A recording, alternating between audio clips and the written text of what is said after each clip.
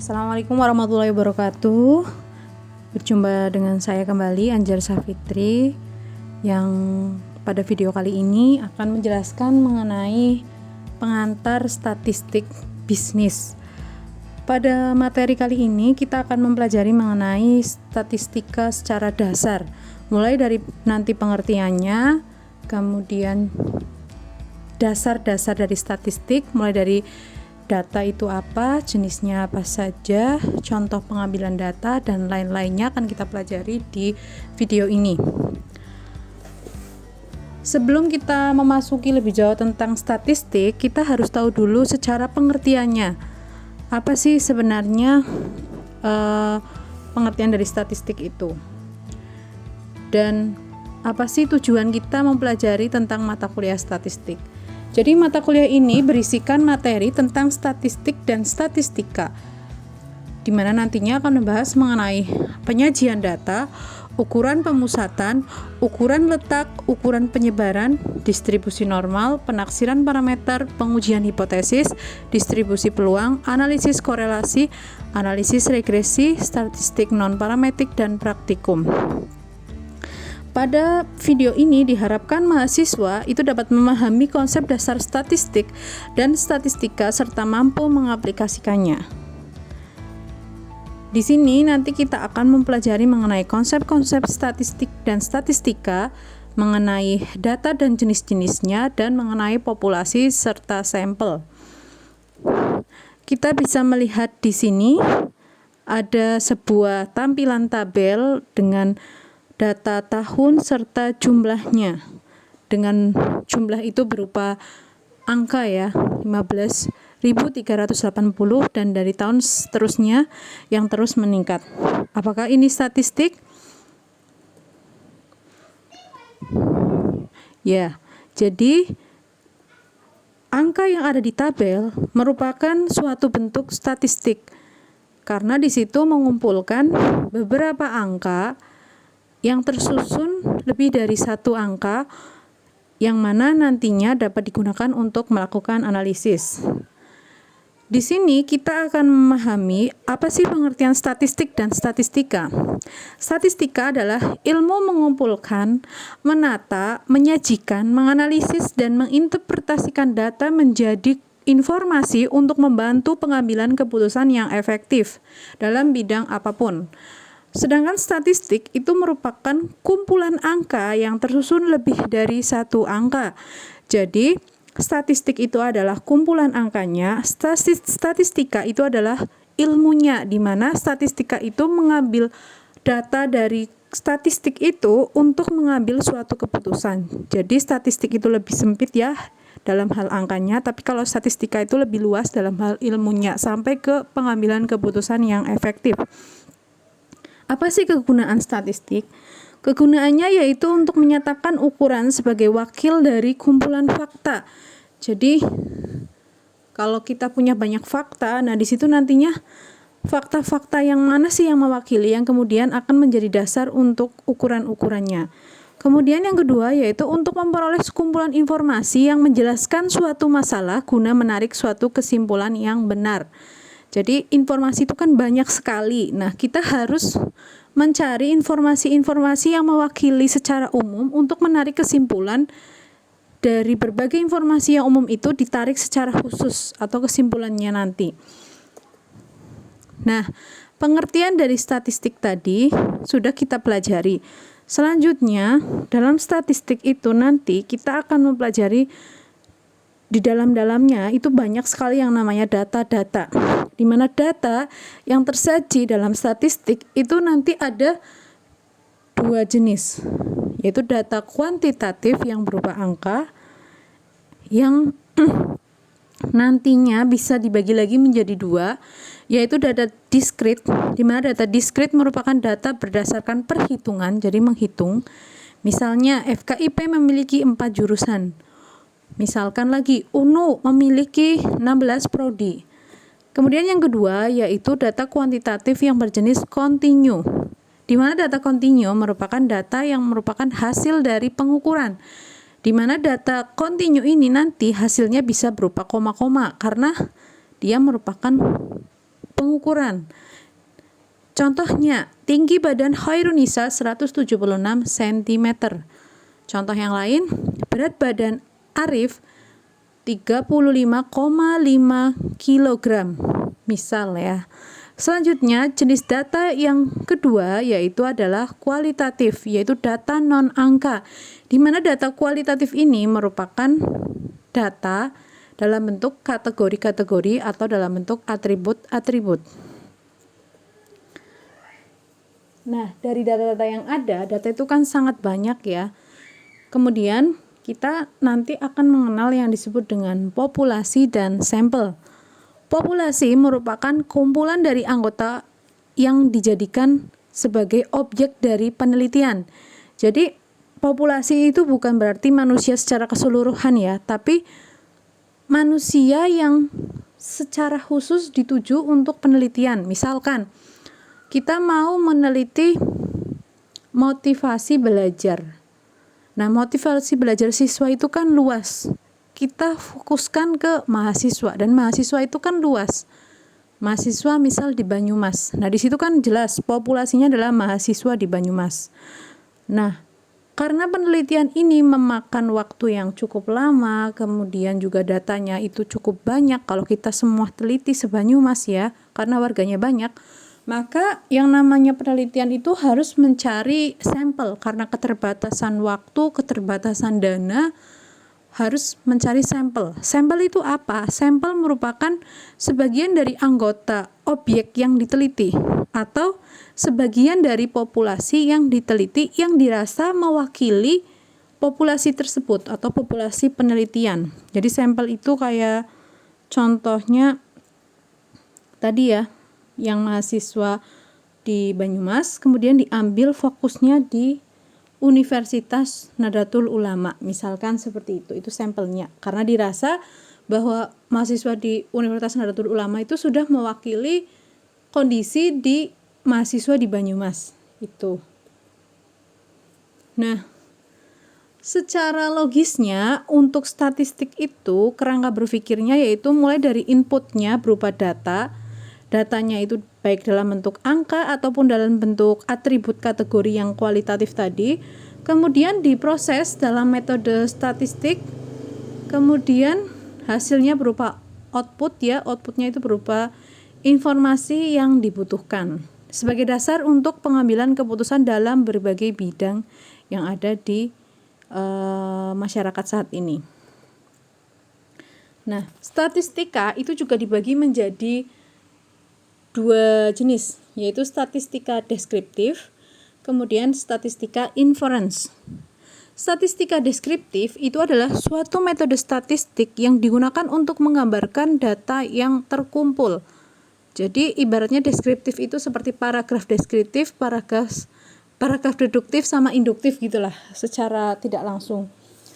Statistika deskriptif ini awalnya dari hal-hal yang banyak sekali, kemudian dikerucutkan. Jadi deskriptif itu menggambarkan hal yang banyak, kemudian dikerucutkan untuk menggambarkan data yang tadi banyak itu. Sebaliknya, kalau statistika inference itu adalah suatu metode statistik yang digunakan untuk menemukan sesuatu tentang populasi berdasarkan sampel. Kalau inference itu kebalikannya deskriptif ya. Dia itu bukan melihat data secara umum semuanya, tapi dia langsung tertuju pada sampel-sampel khusus untuk ditarik kesimpulan secara umum. Jadi khusus ke umum kalau inference. Khususnya itu dari sampel-sampel yang kemudian diambil untuk membuat kesimpulan secara umum. Kalau gambarannya itu bisa dilihat di bagannya ya, bagan alurnya. Mulai dari data yang ada kemudian diolah, mencari sampelnya. Dari sampel yang ada kemudian dianalisis. Setelah dianalisis, kemudian dibuat inference-nya atau kesimpulan umumnya, kemudian selesailah penelitian tersebut. Selain tadi ada data yang kualitatif dan kuantitatif, dalam hal pengumpulan data juga dibedakan lagi menjadi data primer dan data sekunder. Data primer adalah data yang langsung diperoleh dari lapangan, di mana data ini memang benar-benar dihasilkan oleh peneliti. Contohnya, dia dapatkan dari personal interview atau dari kuesioner, dan lain-lainnya. Jadi data primer merupakan data yang memang langsung diperoleh oleh peneliti di lapangan. Kemudian yang kedua yaitu data sekunder adalah data yang sudah diolah oleh pihak-pihak lain yang diterbitkan secara umum dan memang diperbolehkan untuk diambil sebagai referensi penelitian-penelitian lain. Misalnya data yang diolah dari BPS atau data yang diperoleh dari instansi pemerintah dan lain-lainnya. Nah, tadi kita sudah mengenal ya, ada beberapa jenis data yaitu data kuantitatif dan data kualitatif. Nah, di sini sebutan lain untuk data kuantitatif dan data kualitatif itu adalah data variabel kuantitatif dan variabel kualitatif, di mana variabel kualitatif itu berbentuk atribut atau berbentuk kategori, sedangkan kuantitatif itu berbentuk nominal atau angka yang dibedakan menjadi dua, yaitu diskrit yang bilangannya bulat karena dia menghitung jadi 1, 2, 3, 4, kan tidak ada setengah. Misalnya jumlah ruangan, jumlah pasar, jumlah sekolah, itu kan tidak ada yang setengah ya.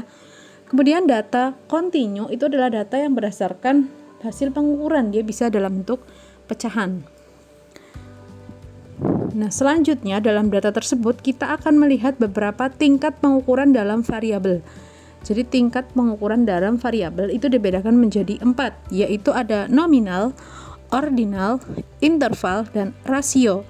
Nanti pada setiap penelitian itu bisa menggunakan beberapa data ini, bisa juga kalau misalnya kuesioner fokus pada beberapa data saja, beberapa skala saja. Jadi skala tingkat pengukuran. Yang pertama yaitu nominal, di mana di sini merupakan ukuran variabel dalam bentuk kategori. Ukuran variabel ini tidak dapat dibandingkan. Tidak ada nilai-nilainya gitu karena dia merupakan kategori. Di sini disebut sebagai skala label. Misalnya pria, wanita. Misalnya warna hijau, kuning, ungu gitu. Terus misalnya kulit hitam, putih, dan lain-lainnya. Kemudian skala yang kedua yaitu skala ordinal, itu terkait tentang ukuran variabel dengan tingkat yang memiliki perbedaan, di mana perbedaan-perbedaan di sini itu dapat dibandingkan. Contohnya penggunaan ordinal itu adalah skala Likert yang tingkatannya ada yang berpendapat 1 sampai 4, ada yang berpendapat 1 sampai 5. Misalkan 1 sampai 4, satunya sangat puas, duanya puas, tiganya tidak puas, yang keempat sangat tidak puas. Yang ketiga yaitu skala interval, di mana dalam skala interval ini ukuran variabel dengan tingkat yang memiliki perbedaan, di mana perbedaannya itu adalah sebesar intervalnya. Jadi dia merupakan penggolongan beberapa interval, di mana setiap intervalnya itu memiliki jarak. Dan penggolongan ini nanti setiap intervalnya itu nanti akan ada hasil analisisnya atau hasil perhitungannya. Misalkan mahasiswa yang berusia antara 20 sampai 22 itu berapa? Itu dihitung. Kemudian mahasiswa yang berusia 22 sampai 24 berapa? Itu juga dihitung. Yang selanjutnya yaitu skala pengukuran atau tingkat pengukuran variabel yang keempat berupa rasio, di mana ukuran variabel dengan tingkat yang memiliki perbedaan sebesar interval yang konstan.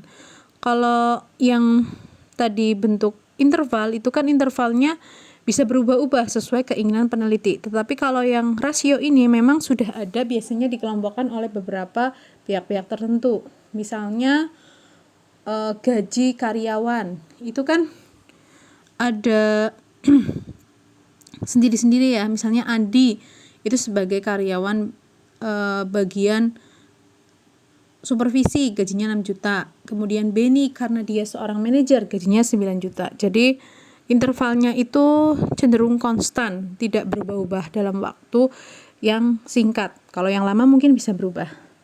Itu. Nah, untuk memperdalam lagi, kita bisa sedikit mengenal apa itu data. Data merupakan sejumlah informasi yang dapat memberikan gambaran tentang suatu keadaan atau masalah, di mana data itu bisa tadi ya didapatkan secara sekunder, primer, atau datanya kualitatif, kuantitatif, dan lain-lainnya, di mana data itu merupakan sekumpulan fakta-fakta yang ada di sekitar lingkungan kita, lingkungan peneliti, yang dapat menggambarkan tentang kondisi, keadaan, atau masalah yang diteliti. Di mana data itu dapat digunakan ketika dia memiliki syarat-syarat yang baik. Yang pertama, harus objektif, jadi sesuai dengan kondisi yang ada. Kemudian harus relevan. Memang data tersebut merupakan data pada waktu penelitian itu terjadi, tidak terlalu lampau, tidak terlalu lama. Kemudian yang ketiga, data itu harus sesuai zamannya, up to date. Kemudian yang keempat, data itu harus representatif, artinya mewakili populasi. Jadi jangan sampai kita meneliti tentang mahasiswa yang diteliti itu ternyata siswa SMA, itu kan tidak mewakilinya. Kemudian yang kelima, data juga harus dapat dipercaya. Contoh dari data yang ada dalam statistik ya, di mana statistik itu kan kumpulan angka, jadi mendekati dengan data-data kualitatif. Contohnya adalah produksi gabah dari tahun ke tahun, mulai dari tahun 2000 sampai 2002. Di situ ada nominal angkanya dari 1151 sampai 1421. Kemudian ada data statistik tentang ketenagakerjaan terkait lowongan kerja, itu mulai dari jadi kategorinya. Jadi kualitatif tetap membantu tadi dalam hal penggolongan ya, industri, bangunan, perdagangan, jasa, pemerintah. Kemudian dari laki-laki perempuan jumlahnya berapa, dari tahun ke tahun berapa juga jumlahnya gitu, itu bisa. Nah, data-data tersebut itu didapatkan dari kita mengambil sampel yang ada dalam populasi, di mana sampel ini merupakan perwakilan dari populasi yang ada. Bisa dilihat dalam tabel, dalam persegi itu persegi biru ada titik-titik putih, dimana kalau kita meneliti semuanya itu membutuhkan waktu yang sangat lama dan biaya yang sangat besar. Karena keterbatasan peneliti, maka peneliti hanya mengambil sampel perwakilan dari titik-titik putih itu dikumpulkan dalam titik-titik yang dikumpulkan dalam persegi kuning. Nah, itulah sampelnya. Jadi itu mewakili yang biru. Manfaat dari statistik itu sangat banyak ya dalam kehidupan manusia. Salah satu atau beberapa manfaatnya yaitu dalam bidang akuntansi. Misalkan menentukan sampel audit atau cost driver akuntansi biaya. Kemudian yang kedua dalam bidang keuangan, misalnya mencari investasi bidang keuangan yang menguntungkan dan untuk melihat tren pengukuran finansial. Kemudian dalam manajemen, misalnya untuk mengetahui kualitas produksi atau pelayanan perusahaan. Kemudian dalam bidang marketing, misalnya untuk mengetahui alasan pelanggan menyukai produk lain atau preferensi. Jadi alasan-alasan kenapa suka produk A itu apa saja, apa terkait price-nya, produknya, dan lain-lainnya. Demikian penyampaian materi mengenai statistika secara dasar atau pengantar statistik. Semoga dapat dipahami. Wassalamualaikum warahmatullahi wabarakatuh.